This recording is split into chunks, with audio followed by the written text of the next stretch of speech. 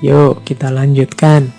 Tadi sudah perspektif banyak agama-agama. Sekarang kita lihat ada perspektif sufisme atau perspektif tradisi mistisisme. Di perspektif sufisme, penderitaan ini bahkan bukan sesuatu yang dihindari.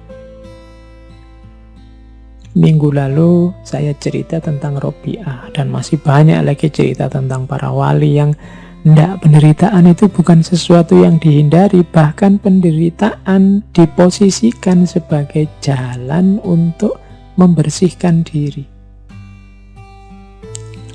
Dalam tradisi mistisisme ada asumsi bahwa jasmaniah manusia, lahiriah manusia, hasrat dan nafsu manusia itu perlu dilemahkan, sehingga yang rohani dan yang hakiki bisa lebih kuat. Cara melemahkannya seperti apa? Dengan jalan membuatnya menderita. Maka para sufi itu kadang melakukan amalan-amalan yang tujuannya memang melemahkan jasmaniah, melemahkan nafsu. Arahnya kemana? Ya biar rohaninya lebih kuat. Jadi memilih penderitaan sebagai jalan pembersihan diri. Nah, ini perspektif sufisme.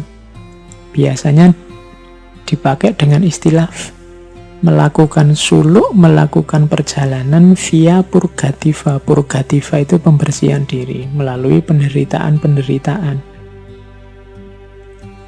Hidup yang justru milih menderita. Ini kan sering ya, meskipun tidak ekstrim, kita misalnya puasa, milih puasa Senin Kemis, milih sholat malam. Ini kan milih yang tidak enak. Kan waktunya orang istirahat tidur, kita malah bangun sholat. Waktunya orang boleh makan, kita milih tidak makan. Ini kan contoh milih jalan penderitaan. Tujuannya apa? Untuk pembersihan diri. Modenya ya mode riyadoh, mode mujahadah, tazkiyatun nafas. Jalan untuk membersihkan diri. Jadi kadang-kadang sufi itu lebih milih jalan yang tidak enak. Bukan karena tidak pinter, tidak tahu mana yang lebih enak, mana yang tidak enak, tapi sangat tahu. Tapi beliau milih itu untuk melemahkan jasmaninya, melemahkan hasrat nafsunya, sehingga rohaninya jadi kuat. Ini perspektif sufisme. Hampir di semua tokoh sufi yang kita bahas, terasa bahwa hampir semua sufi lebih memilih jalan hidup penderitaan. Menderita secara fisik tidak masalah asal ruhaninya cemerlang. Menderita di dunia tidak masalah asal akhiratnya bahagia. Menderita sekarang tidak masalah asal besok bahagia.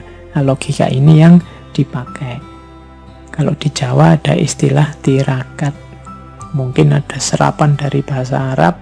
Tirakat dari kata-kata taroka, meninggalkan. Meninggalkan itu orang yang pantang melakukan sesuatu atau pantang memakan sesuatu atau dan seterusnya. Tujuannya apa? Untuk tadi menguatkan rohani. Ini perspektif sufisme. Kemudian ada lagi perspektif tentang penderitaan. Dulu pernah kita bahas dari Ki Ageng Suryo Mentaram.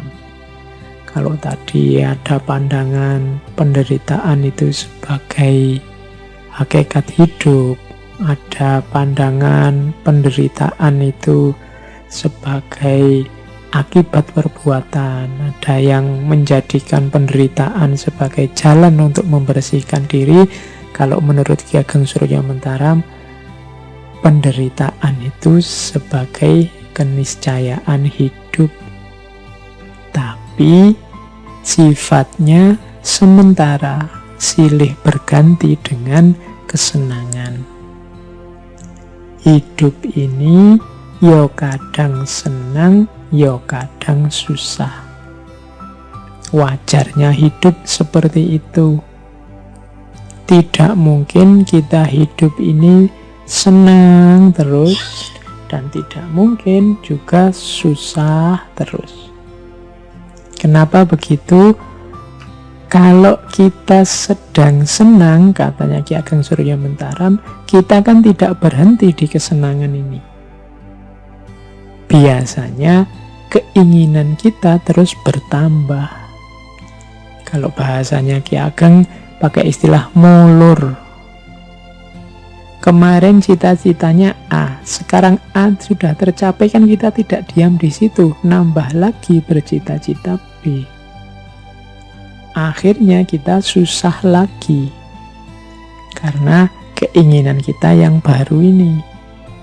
Nanti kalau keinginan B tadi terpenuhi, ya kita senang lagi. Tapi kalau keinginan B tidak terpenuhi, kita kembali susah. Tapi tidak masalah, kalau B tidak terpenuhi, biasanya keinginan yang tadi mulur terus mungkret. Mungkret itu menyusut. Menyusut itu jadinya terus begini, enggak apa-apalah, dapat A saja sudah cukup kok, kita syukuri saja yang A tadi. Itu namanya mungkret. Orang hidup itu selalu begini gitu loh. Jadi antara mulur sama mungkret. Keinginan itu selalu silih berganti. Kalau terpenuhi seneng, enggak terpenuhi terus susah. Setelah susah, keinginannya berkurang. Setelah berkurang, akhirnya dia seneng lagi, tapi terus menginginkan yang lain lagi. Nambah lagi keinginan, susah lagi. Hidup ini silih berganti seperti itu. Kadang senang, kadang susah. Kadang mulur, kadang mungkret. Kadang mengembang, kadang menyusut. Itulah hakikat hidup. Kalau kita menolak juga tidak bisa, ya kadang senang, kadang susah. Ada senangnya, ada susahnya. Yang tadinya kita anggap penderitaan karena keinginannya tidak terpenuhi, tapi begitu tidak terpenuhi kan kita terus mungkret, menyusut keinginannya. Akhirnya kita senang lagi. Misalnya, kita menuju gimana caranya biar cepat lulus kuliah. Begitu lulus kan seneng, keinginannya tercapai. Tapi setelah seneng wisuda kan ada keinginan tambahan lagi. Misalnya ingin dapat pekerjaan. Ini dapat kerjaan kok susah ya. Sudahlah, disyukuri dulu yang lulusnya ini tadi, sebelum menginginkan yang lain. Setelah bersyukur kan bahagia. Setelah itu kan tetap nambah lagi keinginannya. Jadi penderitaan itu keniscayaan hidup, tapi jangan khawatir, hidup ya ndak menderita terus. Ada senangnya, ada susahnya. Keinginan itu ya tidak terpenuhi semua, tapi bukan berarti juga terpenuhi semua. Jadi keinginan bisa terpenuhi, bisa tidak terpenuhi. Kalau tidak terpenuhi ya susah, kalau terpenuhi ya seneng.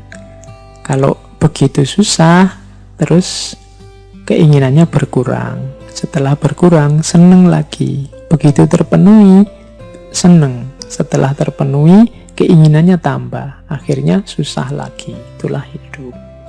Kita sadari ini, maka kita tidak akan terpengaruh lagi oleh senang dan susah. Karena ternyata apakah senang, apakah susah, itu ya sudah keniscayaannya hidup. Jadi kalau teman-teman sedang mengalami apapun, ingat teorinya Ki Ageng Surya Mentaram ini, jadinya simpel. Ya memang begitu itu hidup. Kadang senang, kadang susah. Kadang keinginan kita terpenuhi, kadang ya tidak terpenuhi. Tidak perlu dibikin wow. Oke, kita lanjutkan.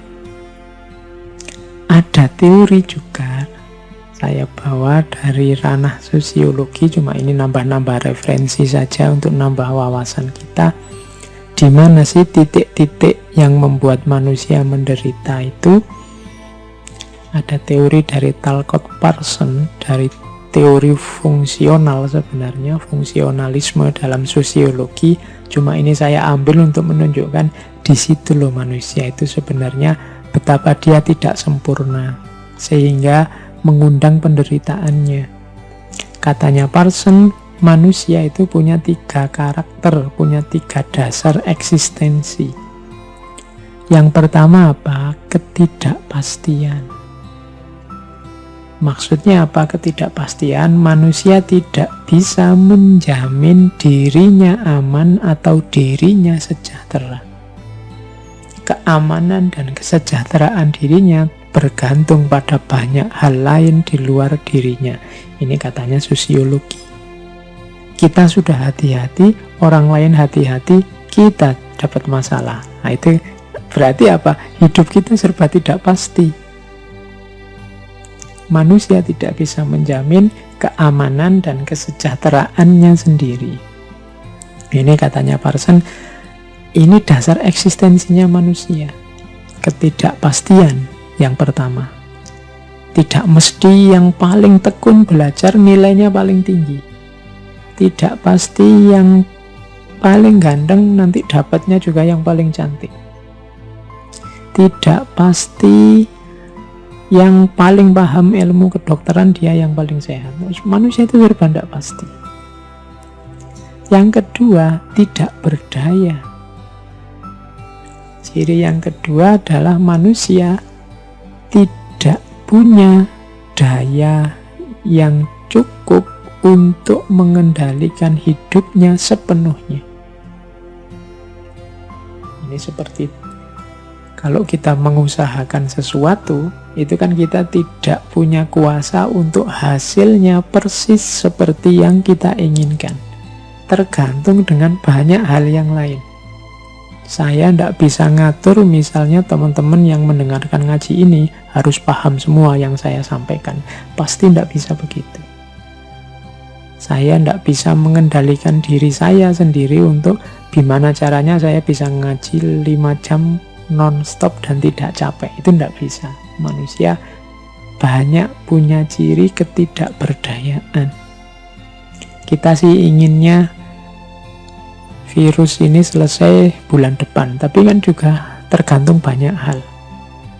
Ternyata manusia yang sering sombong itu punya ciri sebenarnya yang kedua, ketidakberdayaan. Dan yang ketiga, kelangkaan. Kelangkaan itu manusia itu berhadapan dengan situasi yang serba terbatas tentang dirinya dan lingkungannya. Jadi kita ini berhadapan dengan banyak sekali keterbatasan-keterbatasan, berhadapan dengan orang lain yang sama-sama punya keinginan, sehingga kadang-kadang kita harus menegosiasi ulang keinginan kita, berhadapan dengan diri kita yang penuh keterbatasan-keterbatasan yang pada saatnya bahkan kita sendiri juga akan tidak ada. Itu namanya ciri ketiga manusia itu berkarakter kelangkaan. Dari karakter eksistensial ini menunjukkan bahwa ya memang manusia itu akan berhadapan dengan penderitaan-penderitaan, ketidakpastian, ketidakberdayaan, dan kelangkaan. Ini sumbernya penderitaan. Padahal ini dasar eksistensi manusia.